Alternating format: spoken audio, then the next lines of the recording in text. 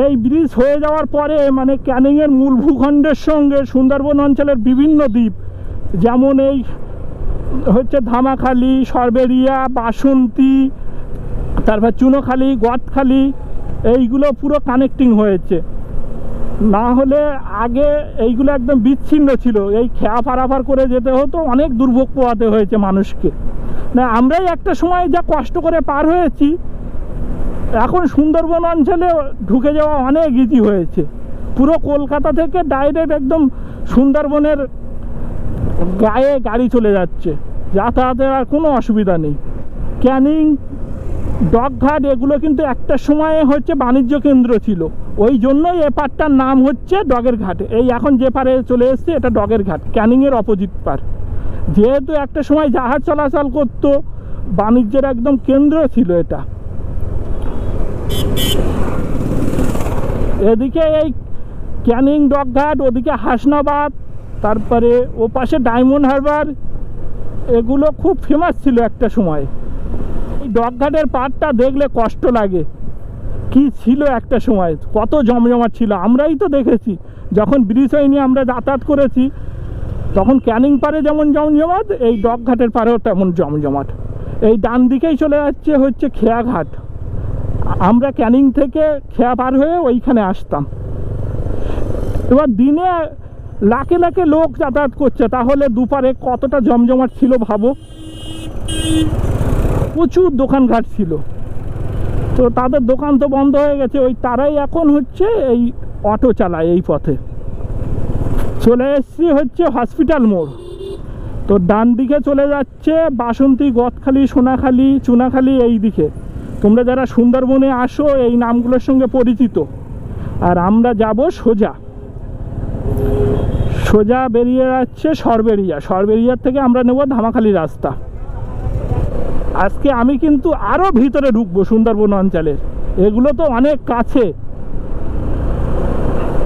আমি একদম সুন্দরবন অঞ্চলের যে লোকালয় আছে তার শেষ প্রান্তে যাব, মানে আমার গ্রাম যেটা সুন্দরবনের কুমিরমারি, ওর পরেই শুরু হয়ে যাচ্ছে জঙ্গল, ওর পরে আর কোনো লোক বসতি নেই। তারপরেই হচ্ছে জঙ্গল, আর ও পাশেই হচ্ছে বঙ্গোপসাগর। একটু আগে কালো মেঘ উঠেছিল, সেই মেঘটা কেটে গেছে।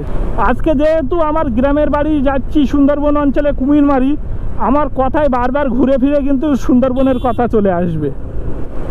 একটা অন্যরকম এক্সাইটমেন্ট কাজ করছে। বাড়ি যাচ্ছি তো 1 বছর বাদে।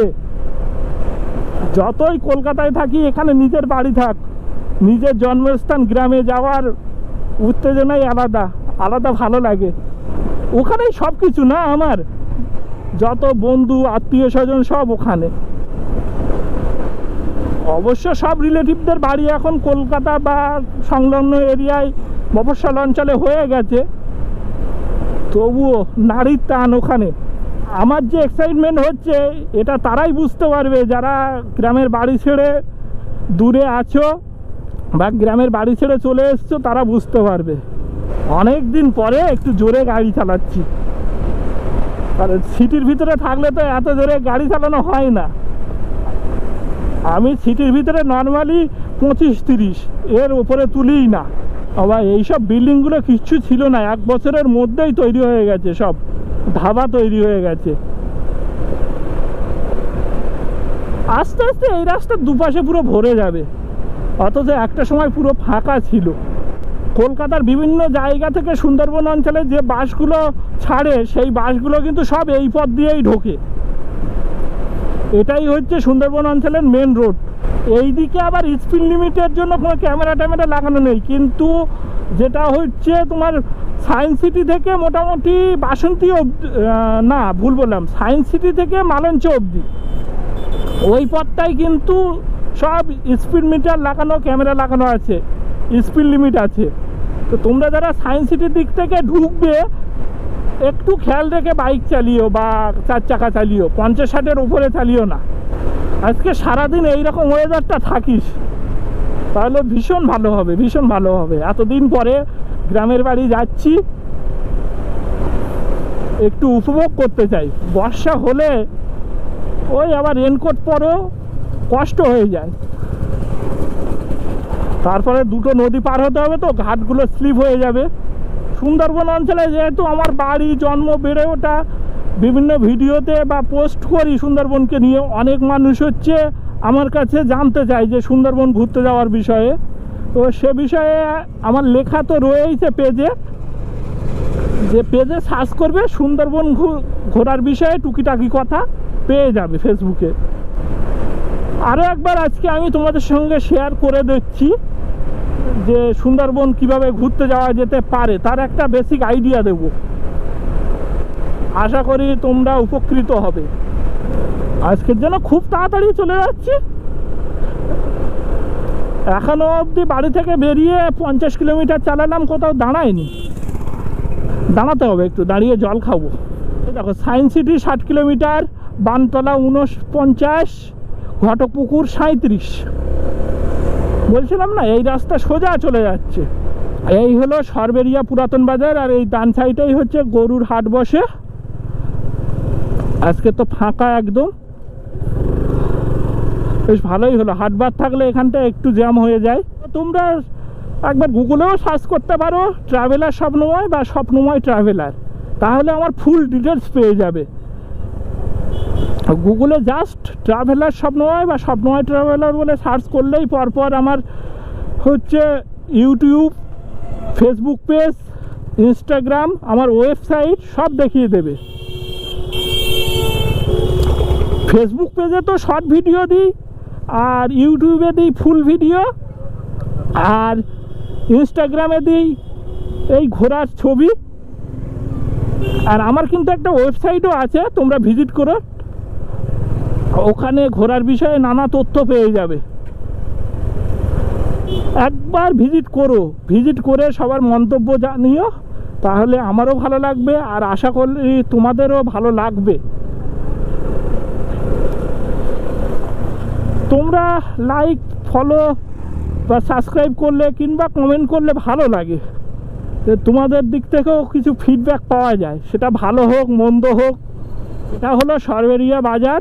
আমরা ডান সাইডে ঢুকবো, আর সোজা চলে যাচ্ছে ঘটকপুকুর হয়ে কলকাতা। সামনেই কিন্তু ভিউটা দারুণ, দারুণ ভিউ পাবো সামনে। বাড়ি যাওয়ার ভিতরে আমার এই রাস্তাটা একটা অনেক প্রিয় রাস্তা, এই সরবেরিয়া থেকে ধামাখালি। দেখো, এইখান থেকে এই শুরু হয়ে যাচ্ছে। কি সুন্দর লাগে না এই জায়গাটা, ভীষণ ভীষণ সুন্দর লাগে আমার। এইগুলো কিন্তু সব নোনা ফিশারি, মানে হচ্ছে সব বাগদা চিংড়ি চাষ হয়। মানে ফিশারির আয়তনটা দেখতে পাচ্ছ কত বড়, ভীষণ বড়, ভীষণ বড় বড় ফিশারি। আমরা যে বাজারে বড় বড় বাগদা চিংড়ি খাই, সেই বাগদা চিংড়ির ফিশারি এগুলো। এগুলোতে কি হয়, নদী থেকে ছোট্ট ছোট্ট পিন বাগদা ধরে আনে, সেই বাগদা পিন বাগদাগুলো এতে ছাড়লেই হচ্ছে বড় বড় হয় ওই রকম। তারপরে তো আমরা সেগুলো বাজারে গিয়ে খাই। কেন বলছিলাম দেখেছো যে এত সুন্দর। আর আমরা কিন্তু আস্তে আস্তে নোনা এরিয়ায় ঢুকে গেছি। এখন সব হচ্ছে এইরকম বাবলা, তারপরে নারকেল, এই জাতীয় গাছ দেখতে পাবো। পথের দুপাশেই দেখো সব বাবলা গাছ, আর এই পথে অনেক ইটভাটা আছে সব। এই দেখো, এই একটা ইটভাটা, ওই সামনে লাইন দিয়ে সব ইটভাটা। এই ফিশারিগুলো কিন্তু খুব বেশি গভীর হয় না, ওই হাঁটু অবধি বা বুক অবধি জল থাকে।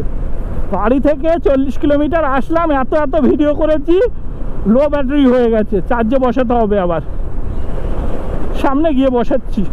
এই বাসগুলো কিন্তু সব কলকাতাতে যাচ্ছে, শিয়ালদা স্টেশন। এই রাস্তায় অনেক অনেক বাস চলে, প্রচুর বাস চলে। প্রায় হচ্ছে 15-20 মিনিট বাদে বাদে একটা করে বাস আছে। ফিশারি এরিয়া, নোনা এরিয়ায় ঢুকে গেছি, তো একটা মাছের গন্ধ পাচ্ছি। এটা যারা তোমরা সমুদ্রের দিকে ঘুরতে যাও, এই গন্ধটা বুঝতে পারবে যে কেমন গন্ধ।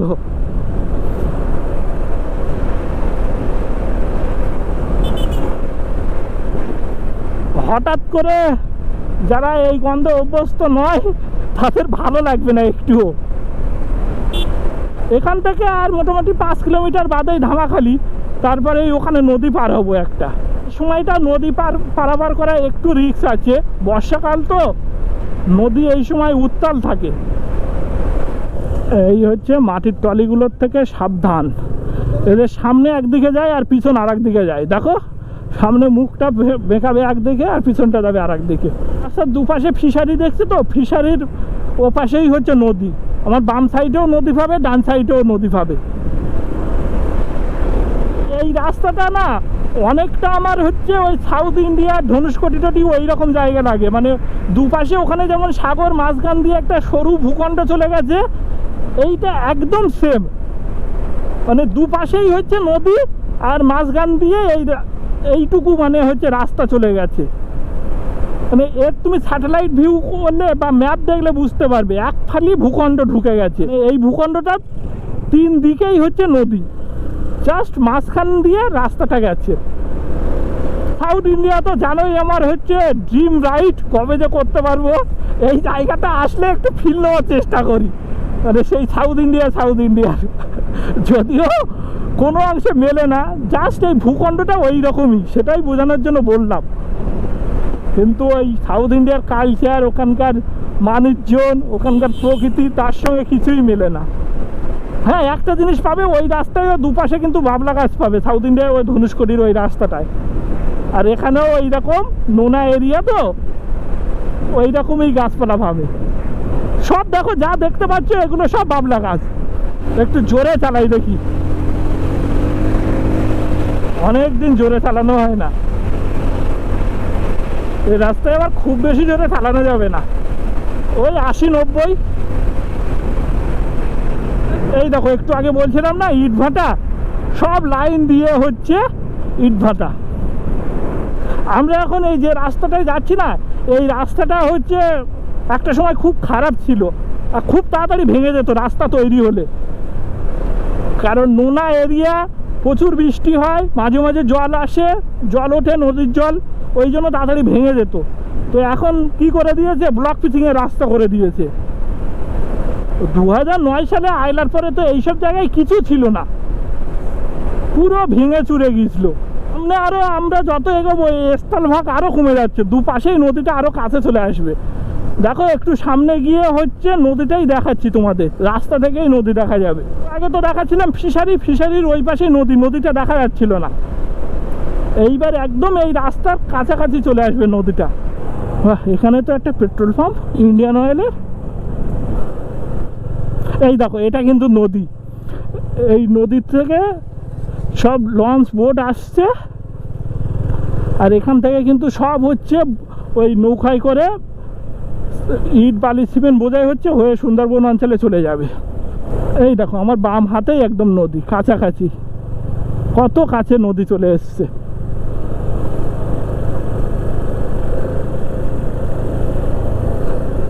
সুন্দরবন অঞ্চলের যোগাযোগের এখনও কিন্তু অন্যতম মাধ্যম হলো এই নদীপথ। মানে নদীপথেই লোকজন যাতায়াত করে, বা ওই অঞ্চলে যত হচ্ছে প্রয়োজনীয় সামগ্রী, মুদিখানা হোক বা বিল্ডার্সের জিনিসপত্র, সব কিছু যাবতীয় জিনিসপত্র এই নদীপথেই পরিবহন হয় নৌকার মাধ্যমে। তো কলকাতা থেকে সোজা মাল চলে আসে এই ধামাখালি, এখান থেকেই তারপরে বোটে করে বা নৌকায় করে সুন্দরবনের বিভিন্ন অঞ্চলে সেই সব জিনিসপত্র চলে যাচ্ছে। ও আবার তো মেঘ করছে সামনের দিকে, এমনি জঙ্গলের দিকে একটু বেশি বৃষ্টি হয়।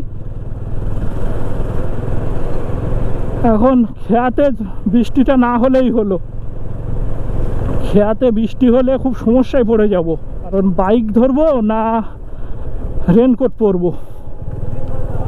এটা হলো ধামাখালি বাস স্ট্যান্ড, এখানেও বেশ জমজমাটি এরিয়া। বা এখানে যে একটা হোটেলও তৈরি করে দিয়েছে,